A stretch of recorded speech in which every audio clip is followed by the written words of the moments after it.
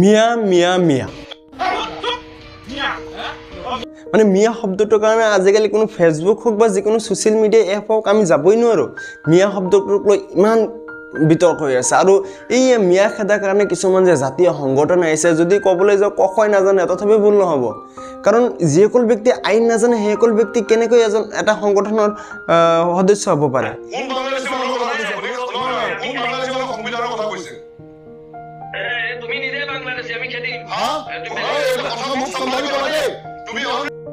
তো ভিউয়াৰ্স আজি মই আপোনালোকৰ লগত আলোচনা কৰিম যে আমাৰ অসমত যি এটা বিশৃংখলাৰ পৰিবেশ সৃষ্টি হৈছে যে অসমৰ পৰা বাংলাদেশ খেদা অসমৰ পৰা মিয়া মানুহ খেদা অসমৰ পৰা মুছলমান খেদা যি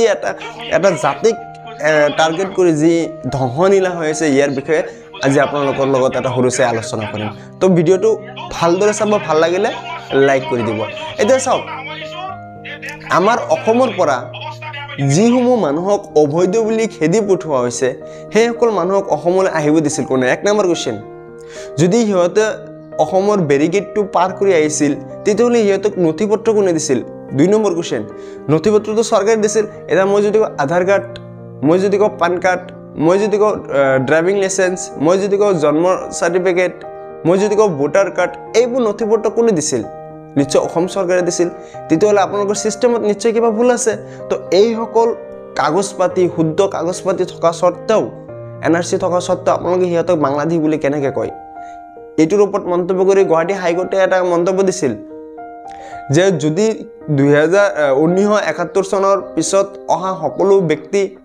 হিন্দু হলো বাংলাদেশী মুছলমান হলো বাংলাদেশী যি বাংলাদেশী বুলি মানে কি বিদেশী বুলি কৈছে যে হিন্দু মুছলমান যিয়ে নহওক 1971 চনৰ পিছত যিসকল ব্যক্তি অসমলৈ আহিছে সেইসকল বিদেশী আৰু তাৰ আগত যিসকল ব্যক্তি আহিছিল যিসকল সঠিক প্ৰমাণপত্ৰ দেখাব পাৰিব সেইসকল ব্যক্তি বাংলাদেশী হয় তো এতিয়া মোৰ কথাটো হ'ল যে আপোনালোকে কি কোডৰ আইন কোডৰ অৰ্ডাৰ নামানে আইন নামানে নেকি এই যে যিসমূহ আজিকালি ফেচবুকত গ'লে যিসমূহ কিছুমান জাতীয় সংগঠন দেখা পাইছো যে ঘৰে ঘৰে যায় কৈ আছে যে তহঁতে ওলাই যা তহঁতৰ ঘৰ ক'ত তহঁতক 24 ঘণ্টা সময় বান্ধি দিছো ওলাই যা মই কিছুমান স্ক্ৰিপ্ট আপোনালোকক দিছো আপোনালোকে চাই লওক মিয়া তো মিয়া বৰা ওলাইছো কৈছিল নহয় ওলাই কথা কও বুজাই তো বুজা কেন হ'ব কেন আছো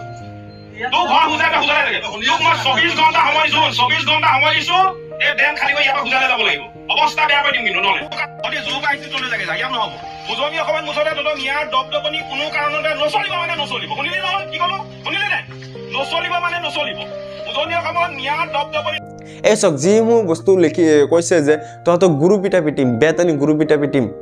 ওলাই যা এইবোৰ কথা কোৱাৰ অধিকাৰ ক'ত পালে এটা জাতীয় সংগঠনৰ লিডাৰ এটাই এনেকুৱা কথা কোৱা শোভা নাপায় যাকে তাকে মিয়া বুলি কয় এই কেইদিনমান আগত দুইদিনমান আগত নেকি চালো যে ইমতিয়াজ আৰু শৃংখল চলি এটা তৰ্ক বিতৰ্ক চালো ইমতিয়াজ হুছেইনক ডাইৰেক্ট এডভোকেট ইমতিয়াজ হুছেইনক ডাইৰেক্ট বাংলাদেশী বুলি কৈছে কতই বাংলাদেশী তোক খেদিম আৰে ভাই তুমি তো ডাইৰেক্ট ক'ব নোৱাৰা তুমি তাত যাই নথিপত্ৰ চোৱা তাৰ পূৰ্বপুৰুষ অসমৰ তেতিয়াহ'লে সি কেনেকৈ বাংলাদেশী হ'ল তোমাৰ জন্মৰ আগত চাগে সি জন্ম হৈছিল আৰু ভাই যিকোনো বস্তু কোৱাৰ এটা লিমিট আছে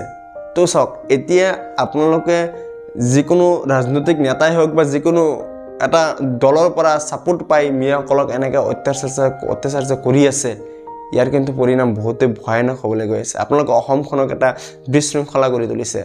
আজিকালি এই হিন্দু মুছলমান লৈ যি ৰাজনৈতিক হৈ আছে এই ৰাজনৈতিকৰ ফলাফল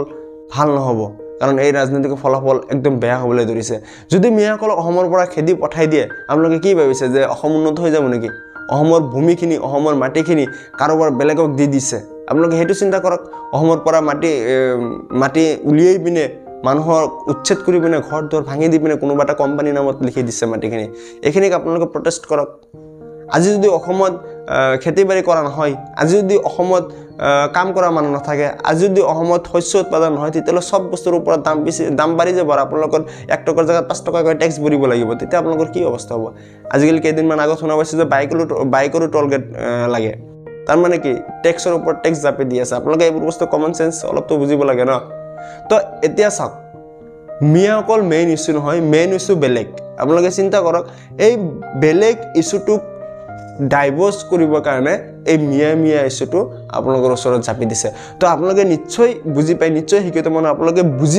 বুজি চিন্তা ভাৱনা কৰি কিবা কাম কৰিব যদিহে আপোনালোকৰ কাৰণে মিয়াৰ কোনো ক্ষতি যদি মিয়াৰ কাৰণে যদি আপোনালোকৰ কোনো ক্ষতি হৈছে বা অবৈধ যদি তেনেকুৱা বাংলাদেশী আপোনালোকৰ ঘৰৰ ওচৰে পাছৰে বহি আছে আপোনালোকে আইনক জনাওক